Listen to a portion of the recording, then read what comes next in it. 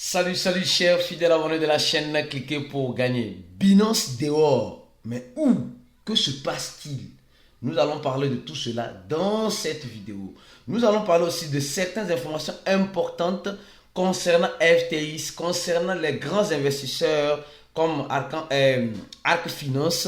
Nous allons parler aussi des arnaques qui continueront malheureusement dans notre écosystème de la crypto-monnaie. Donc, si tu n'es pas encore un fidèle abonné, mon frère, ma soeur, tu rates beaucoup de choses. Car pour avoir l'information en temps réel, uniquement que sur ces chaînes que tu pourras toutefois l'avoir. Alors donc, comme vous le savez très bien, avant de commencer cette vidéo, nous allons parler rapidement de cette information du jour. Oui, du jour. On nous dit simplement, en crypto-monnaie,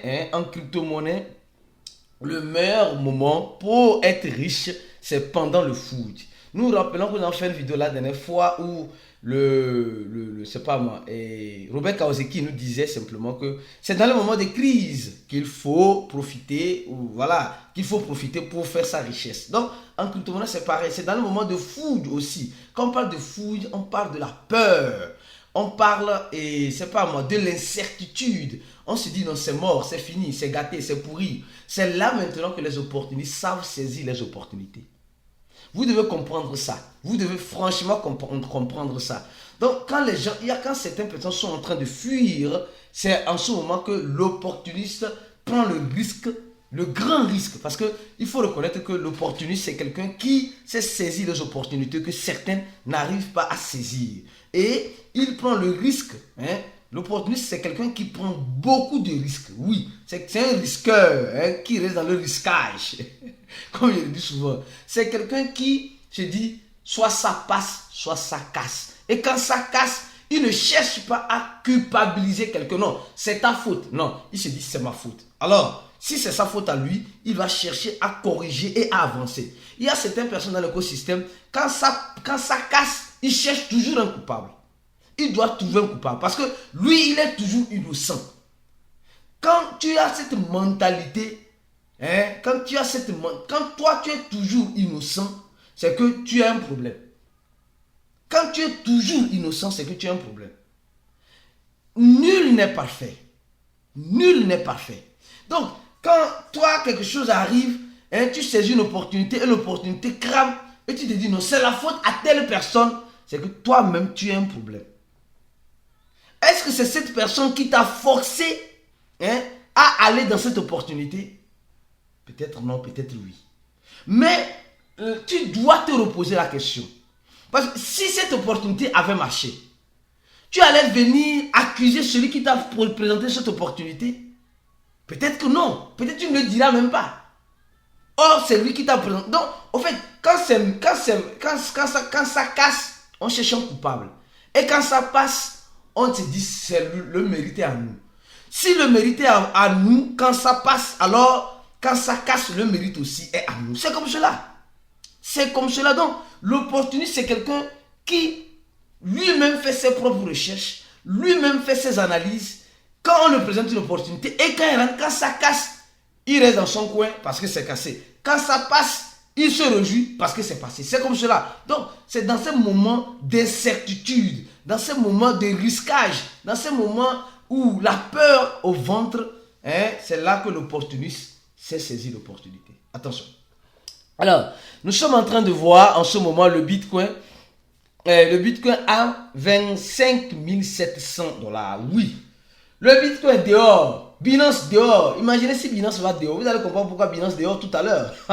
C'est chaud. C'est très chaud. C'est grave chaud. Oui. Mais dans cela, bon, il y a des opportunités. Il y a des opportunités. C'est pourquoi vous allez voir en ce moment, on nous dit simplement que au Nigeria, il y a des efforts d'éducation qui se font au Nigeria visant à relever le défi linguistique. Les gars, vous savez aujourd'hui, dans notre écosystème de la crypto-monnaie, il y a certains pays qui sont déjà prêts à accepter cet écosystème.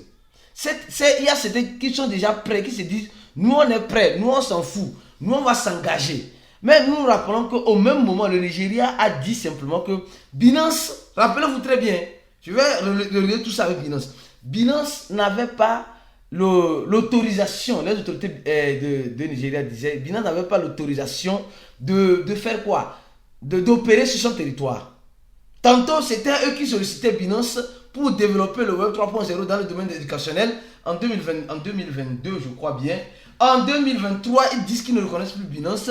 En 2023 encore, ils disent qu'ils veulent un peu faire comme la Chine, quoi, hein, éduquer la population au Web 3.0. Les gars, nous sommes en train de voir que ces genres d'événements sont en train de prendre... je trouve ça important, surtout sur les territoires africains. Mais sur nos territoires africains francophones, on ne voit pas ça. C'est des événements qu'on doit annoncer. Cet événement a eu lieu au Nigeria, à Abuja, et il y a eu plusieurs acteurs de l'écosystème dans plusieurs langues qui sont venus parler de l'innovation, parler aussi, je n'étais pas présent, mais ce que je vois, parler aussi des risques liés aux crypto-monnaies. Nous apprenons très bien qu'au Nigeria, face à la crise financière qu'ils avaient depuis l'année passée, leur monnaie a dégringolé et les gens se sont retrouvés plus dans le Bitcoin, dans les crypto-monnaies surtout. Et le Bitcoin a fait quoi? Le Bitcoin est monté en flèche à 40 000 $, je me rappelle très bien, au Nigeria. Qui se rappelle cette histoire? Laisse-moi commenter la vidéo, je me rappelle. Le Bitcoin était monté au Nigeria à 40 000 $. Or, au même moment, le Bitcoin était à 20 000 $ sur les échangeurs internationaux. Donc, pour dire simplement, la demande était devenue très forte à cause du problème financier qu'ils ont eu avec leur Naira. Je ne sais pas si vous vous rappelez de cela. Alors, ça, c'est la deuxième information, les gars. Oui, nous sommes en train de voir une chose aujourd'hui. Ce que nous sommes en train de voir, on nous dit simplement la défense de Sam, le fondateur de FTX. Le gars réclame sa liberté pour des difficultés, voilà, pour certaines difficultés, afin de se préparer à son jugement. Nous savons très bien que notre petit frère, grand frère, Sam, a eu un problème avec son échangeur. Et c'est arrivé. On va faire comment? Les carottes sont cuites. On passe, on fait. Mais dans ces carottes qui sont cuites, il a fait la prison à domicile. Et maintenant, le ramène en prison. Mais ils disent que non, souvent ne mange pas, il a besoin d'un accès à un ordinateur, il a besoin de certaines choses. Les gars, est-ce que vous pensez qu'il a réellement besoin de cela? Les gens, c'est pourquoi il dit, les gens qui laissent leur crypto-monnaie sur les échangeurs centralisés, soyez conscients du risque. S'il arrivait que ça, le pire arrivait, soyez conscients. En fait, le problème c'est que nous ne voulons pas prendre conscience. Tout le monde sait que les échangeurs centralisés, c'est des lieux où il ne faut jamais garder toutes ces crypto-monnaies. Mais malgré cela, il y a certains qui veulent garder leurs crypto-monnaies là-bas. Mais qu'est-ce qu'on va faire? On ne va pas les forcer. Donc, et souvent, on est obligé même de garder une partie. Parce qu'on veut spéculer. Et dans la spéculation, on devient la proie ou l'agneau qui va à l'abattoir. C'est triste, mais c'est une réalité. Donc, le gars, il demande encore, ses avocats demandent encore plus de liberté pour lui. Et bon, on va faire comment? C'est ça notre écosystème de la crypto-monnaie. Alors, on va parler rapidement. Il y a 3 informations sur Binance. Binance, vous allez comprendre. D'abord, on va commencer par l'information ici. On dit le président de la CVM. CVM, c'est quoi? C'est un peu la SEC brésilienne. Est un nouveau relateur du procès contre Binance. On dit Binance, malheureusement, il y a un nouveau rapport de procès encore contre Binance sur le territoire brésilien. Mais franchement, on voit que Binance a tous les problèmes. Binance avait voulu négocier avec l'administration financière brésilienne pour faire quoi? Pour, en quelque sorte, discuter et voilà, vous avez compris. Mais ils ont dit non, que voilà, c'est pas ça. Binance était prêt à payer 2 millions de dollars brésiliens, mais l'administration brésilienne dit non, ils continuent leur enquête, ils vont encore fouiller et leur procès sur procès ne cesse de venir sur Binance parce que Binance fait le trading futur. Donc, s'il arrivait bientôt que les citoyens brésiliens n'ont plus le trading futur sur Binance, alors c'est le gouvernement brésilien qui l'aurait souhaité. Donc, vous voyez comment les choses se passent. Avant de continuer encore avec Binance, avec des informations très importantes de capital que tu dois savoir, parce que tu es ici pour être informé, tu es ici pour avoir l'information en temps réel. Mon frère, donne un j'aime à la vidéo et partage la vidéo. Si tu n'es pas encore abonné, abonne-toi. Merci. Alors, ici, on dit simplement ceci. On dit alerte. C'est-à-dire que les gens qui volent, les créateurs de projets, après, qui partent avec la caisse. Il faut dire ça. Il faut dire ça. Donc, et on dit simplement que ils sont nombreux, surtout dans le Web 3.0. Aujourd'hui, franchement, c'est devenu monnaie courante. Il y a certaines personnes, ils ne font que créer des projets chaque jour que Dieu fait. Chaque jour, ils créent des projets. Et face à ces projets qu'ils créent, ils investissent beaucoup dans le marketing. Et après avoir investi beaucoup dans le marketing, ça nous pousse, nous les investisseurs, à aller dans ces projets. Et quand on va maintenant, on laisse nos liquidités bloquées. Après, pof, la peau de l'escampette. En fait, c'est ça qui fait mal dans notre écosystème. C'est ça qui fait très mal. En fait, et souvent certaines personnes demandent la régulation. Parce que se disent, non mais trop c'est trop. Oui, il faut comprendre ça. Hein? Il faut comprendre ça aussi. Si ces personnes-là créent ces projets, mais la responsabilité te revient d'investir ou de ne pas investir. Mais comme nous voulons à tout prix être riches, nous voulons à tout prix saisir toute opportunité, alors dans cet esprit de saisir l'opportunité, on est toujours les victimes. Donc c'est pourquoi aujourd'hui, nous on a fini par comprendre sur quelqu'un pour gagner que les gars, il faut savoir manger et savoir manger au bon moment. Si tu aimes manger, c'est ta faute à toi. Mais quand tu manges, c'est ton plaisir à toi. Donc, il ne faut pas toujours chercher à être gagnant. En crypto-monnaie, on ne cherche pas toujours à être gagnant. On cherche en quelque sorte toujours à minimiser le risque de perte en sachant faire les analyses dans quoi nous investissons, combien nous investissons et quel est le type d'argent que tu investis. Attention, dans quoi tu investis, combien tu investis et quel est le type d'argent que tu investis en crypto-monnaie. C'est très important parce que l'arnaque aujourd'hui est devenue monnaie courante en crypto. Elle est devenue monnaie courante même. Et nul ne peut dire qu'il est sain.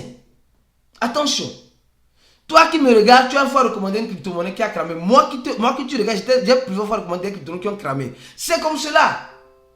Si ça prend, les gens ne viendront pas dire, Aristide, prends ça, la monnaie que tu as dit, ça a pris. Mais quand ça crame, les gens savent chercher des coupables. Arrêtez ça, c'est de l'hypocrisie. C'est ça la vérité, c'est de l'hypocrisie. Donc, comme on dit souvent, les gars, faites vos propres analyses, faites vos propres recherches. C'est pourquoi vous allez voir que depuis un temps, nous avons mis en place notre cours, le cours de cliquer pour gagner. Le cours qui te permet de savoir dans quoi tu investis.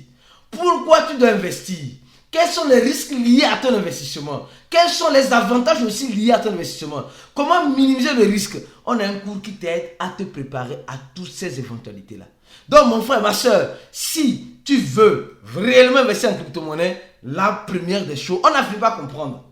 La dernière fois, je parlais avec un des fidèles abonnés de cette chaîne, qui est en Côte d'Ivoire, qui disait franchement, si il y avait ce cours-là, ceux qui ont fait ce cours-là, s'il y avait ce cours-là, il y a de cela 3 ans, oui, 3 ans par le passé, ou 4 ans, il était sûr qu'il allait être millionnaire. Les gars qui sont en train de faire le coup de cliquer pour gagner, ils ont, c'est-à-dire que après toutes les erreurs que nous-mêmes nous avons fait, après toutes les erreurs que nous avons vu les gens faire, nous avons analysé beaucoup de choses. Après les cours même que nous-mêmes nous avons fait, nous avons décidé de lancer notre propre cours pour préparer notre communauté, pour préparer notre public à faire face à ces genres de choses, à être prêt au pire, toutefois en espérant le meilleur. Alors, au même moment, nous sommes en train de voir que Accra Investment on nous a montré la dernière fois qu'ils ont des bitcoins, des ethereum. Ils nous disent simplement qu'ils demandent aussi le trading, je peux dire, ils demandent l'autorisation de la SEC une fois de plus pour faire pour lancer le spot de Ethereum. Donc nous sommes en train de voir les institutionnels qui veulent tant bien que mal, face à la régulation, à la réglementation américaine, investir dans la crypto-monnaie, surtout dans les altcoins. Le premier altcoin, c'est quoi? C'est Ethereum, les gars. Le premier altcoin bien capitalisé sur notre marché, après le Bitcoin, c'est l'Ethereum. Donc aujourd'hui, nous sommes en train de voir beaucoup de choses qui se passent dans notre écosystème. Le marché est en rouge, mais cela n'empêche pas. Alors donc, on va parler rapidement. Binance dehors, mais qu'est-ce qui se passe avec Binance? Les gars, il y a des choses qui se passent avec Binance. Il faut reconnaître les choses, il faut dire les choses telles qu'elles sont. Nous sommes en train de voir que Binance est en train va tirer 20 parités de crypto-monnaies. Attention, on ne dit pas que Binance tire 20 crypto-monnaies, mais 20 parités. C'est-à-dire, Binance a aujourd'hui sa plateforme, il y a assez et énormément de problèmes. Nous savons tout cela. Et face à cela, Binance veut faire le ménage sur sa plateforme. Binance veut enlever ce qui doit enlever. Binance veut mettre ce qui doit mettre. Binance veut mettre maintenant de l'ordre dans ce qu'elle veut faire. Je trouve ça bien. Souvent, c'est face à des moments difficiles comme cela qui nous poussent à faire de bon travail. Non, c'est vrai. Il y a certaines personnes, dans les moments difficiles, ils abandonnent tout. Mais certaines personnes, dans les moments difficiles, ils savent que les carottes sont déjà cuites. Il va chercher la solution pour sortir de ce moment difficile qu'il est en train de traverser. C'est ça qu'on appelle la force de volonté d'avancer. Alors, nous voyons que 20 parités. Audio, vous allez remarquer ces parités-là. Désolé. Audio BUSD, BAC BUSD, BSW2 BSD, City BSD, CVX BSD, BUSD, les gars. Donc ça veut dire que Binance est en train de déslister pas les crypto-monnaies, mais les parités en BUSD. Je ne sais pas si vous avez compris cette analyse, c'est très important. Binance est en train de déslister le BUSD. Le BUSD qui est le stablecoin que Binance avait à sa possession, qu'aujourd'hui a décidé de laisser face à un autre stablecoin qu'ils appellent le FDUSD. Je ne sais pas si vous avez compris. Ceux qui ont regardé quelle vidéo là, celle-là ou celle-là, je ne sais pas, ceux qui sont des fidèles abonnés, vous avez compris. Vous avez donc, Binance est en train de déslister le BUSD. C'est le déslisting du BUSD. Attention, Binance ne veut plus rien avoir avec son ancien stablecoin. Parce que son ancien stablecoin a trop de problèmes et elle n'arrive plus à assumer la liquidité parce qu'elle-même sort de cette position-là pour aller dans une autre position, qui est le FDUSD. Ceux qui regardent la vidéo ont compris. On a déjà parlé de cela.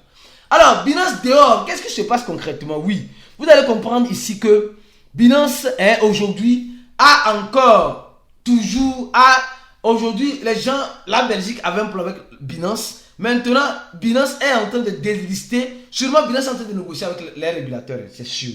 Et pour que Binance puisse rester, ils ont compris que non, ils doivent suivre les pas des régulateurs. Et certains régulateurs peut-être donnent déjà leurs exigences. Je suis sûr que c'est le cas de la Belgique. La Belgique est Binance qui désliste certaines monnaies qui sont sur la privacité, la confidentialité. La confidentialité, c'est-à-dire que les monnaies qui, exemple, les monnaies comme Monero, Mobilecoin, Firo et Horizon. Donc, nous sommes en train de voir que ces monnaies qui utilisent le protocole d'anonymat ne sont plus les bienvenus sur les échangeurs Binance.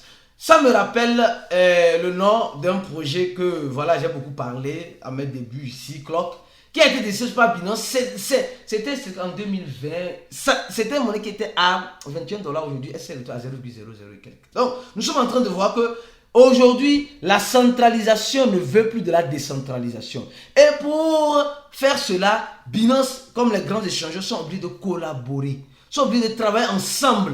Et Binance, en juin ou juillet, avait déjà déslisté ces monnaies-là sur Binance France, sur Binance Italie, sur Binance Pologne, sur Binance Espagne. Maintenant, c'est le tour de Binance Belgique. Donc, Binance ne veut pas perdre sa licence.